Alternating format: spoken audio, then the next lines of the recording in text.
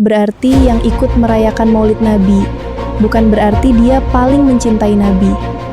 Dan yang gak merayakan Maulid Nabi bukan berarti dia tidak mencintai Nabi.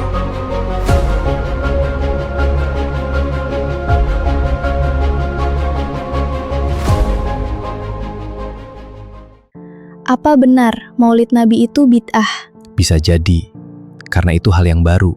Berarti Maulid Nabi itu haram? Belum tentu, tidak semua bid'ah berarti haram. Tapi kan ada hadis yang menyatakan setiap bid'ah itu sesat. Iya, itu benar. Yang salah itu cara memahami konteks bid'ah di hadis tersebut. Maksudnya? Karena bid'ah yang sesat itu bid'ah yang merubah ibadah pokok. Contohnya seperti apa? Jumlah atau rokaat sholat wajib.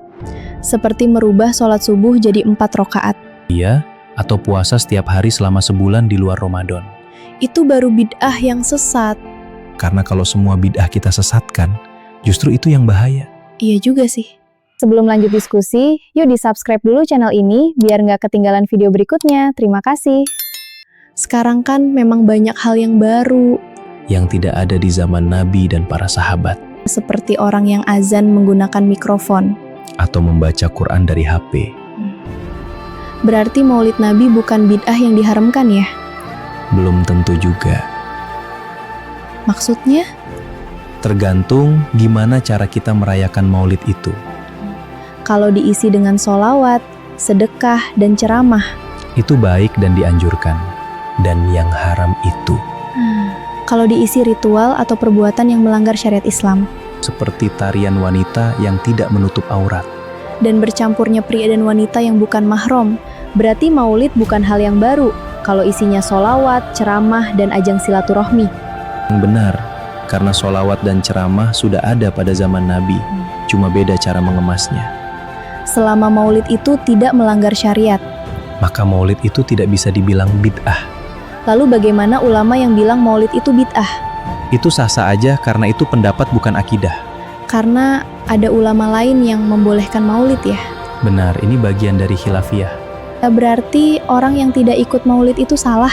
Nggak juga, karena maulid bukan kewajiban. Terus, yang salah siapa? Yang menyalahkan orang yang merayakan maulid. Jadi kesimpulannya maulid itu bid'ah yang dibolehkan? Benar, asal tidak melanggar syariat. Atau menganggap maulid Nabi itu kewajiban? Tepat, karena tidak ikut maulid itu nggak berdosa. Berarti yang ikut merayakan maulid Nabi bukan berarti dia paling mencintai Nabi. Dan yang nggak merayakan maulid Nabi bukan berarti dia tidak mencintai Nabi. Karena mencintai Nabi Muhammad bukan hanya sekedar ikut merayakan maulid atau tidak. Tapi orang yang benar-benar mengikuti keteladanan dan akhlak Nabi Muhammad.